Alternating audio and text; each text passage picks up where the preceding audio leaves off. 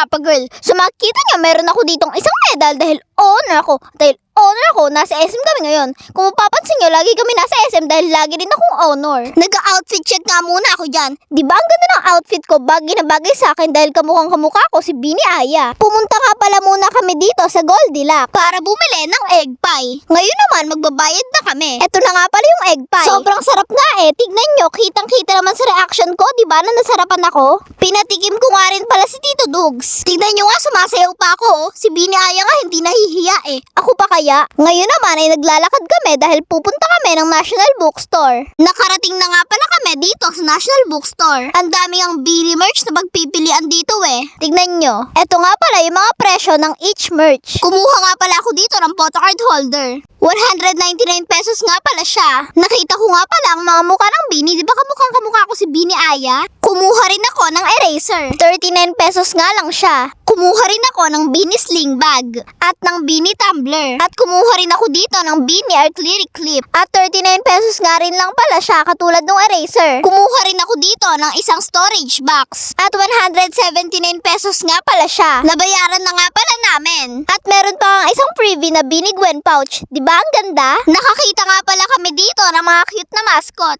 Magbibigay nga pala kami dito ng 10. Tapos magpipicture. Tapos yung pink na mascot na pusa naman yung bibigyan namin ng 10. Tapos magpipicture lang ulit. At ngayon naman pumunta kami sa Max.